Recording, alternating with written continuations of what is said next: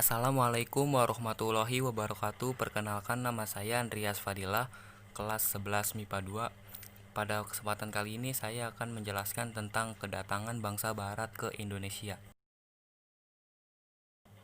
Yang pertama, ada tujuan bangsa Eropa datang ke Indonesia. Karena Indonesia telah menjadi primadona bagi bangsa-bangsa asing, terbenang di antara dua samudra dan dua benua, telah menjadikan Indonesia sebagai salah satu negara dengan kekayaan alam yang melimpah. Ditambah lagi, Indonesia berada di jalur perdagangan internasional, sehingga semakin banyak bangsa barat yang datang ke Indonesia untuk sekedar singgah ataupun berdagang. Dan alasan yang kedua adalah kekayaan alam Indonesia yang melimpah telah menarik perhatian bangsa barat untuk datang ke Nusantara. Bahkan hampir setiap daerah memiliki rempah pilihan serta mempunyai karakteristik dan cita rasa yang khas.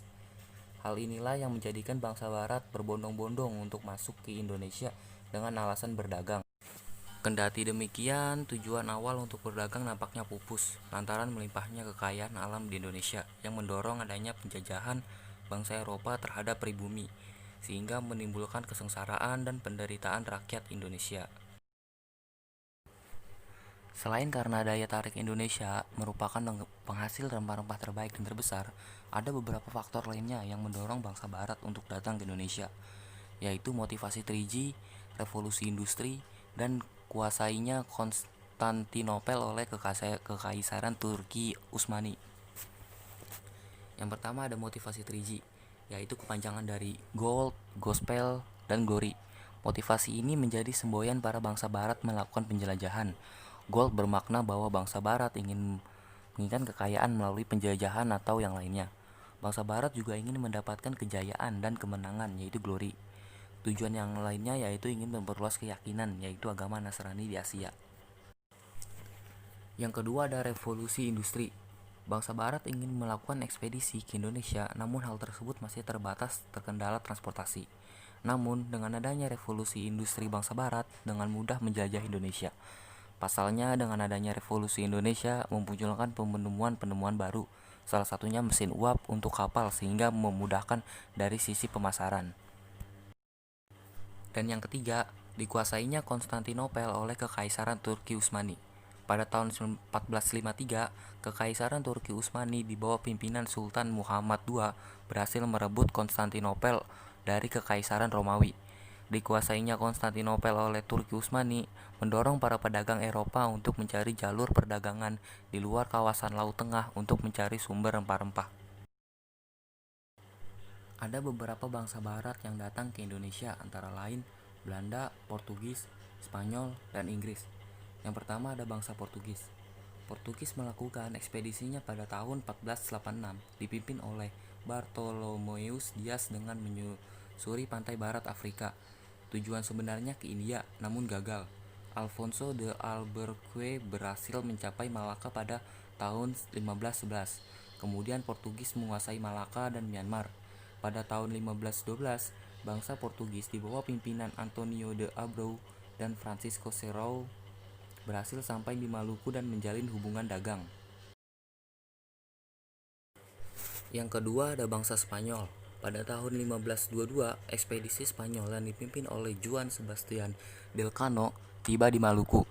Spanyol selanjutnya menjalin hubungan dagang dengan Tidore, yang menyebabkan persaingan dagang antara Portugis dan Spanyol di kawasan Maluku memanas. Pada tahun 1527, terjadilah pertempuran antara Ternate dengan bantuan Portugis melawan Tidore yang dibantu Spanyol. Pertempuran dan persaingan antara Portugis dan Spanyol berakhir setelah keduanya menyepakati perjanjian Saragossa pada tahun 1534. Dan yang ketiga ada bangsa Belanda. Kedatangan Belanda dimulai pada tahun 1595, menyusuri ujung selatan Afrika di bawah pimpinan Cornelis de Houtman.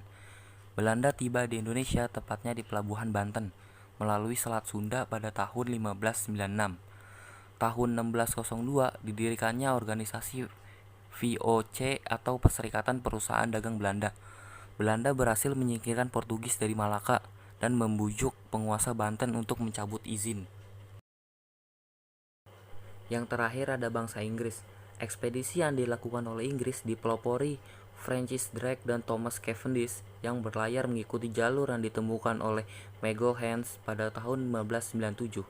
Inggris berhasil mengeksplor rempah-rempah dari Ternate dan membawanya ke Inggris melalui Samudra Hindia.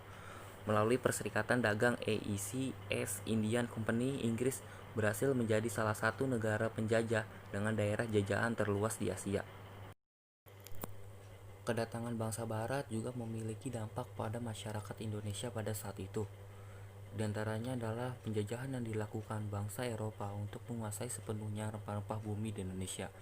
Dan yang kedua, kemerosotan ekonomi karena adanya praktek monopoli.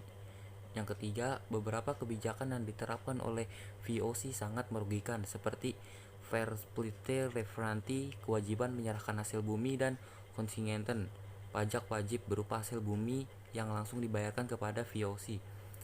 Yang keempat, ada penderitaan rakyat karena kejarodi. Yang kelima, pemberlakuan sistem tanam paksa membuat rakyat kekurangan bahan makanan sehingga timbul kelaparan. Dan yang terakhir, banyaknya peperangan untuk melawan penjajahan menyebabkan banyak rakyat yang mengorbankan nyawa. Dan itu saja materi yang bisa saya sampaikan. Bila ada kesalahan mohon maaf dan terima kasih. Wassalamualaikum warahmatullahi wabarakatuh.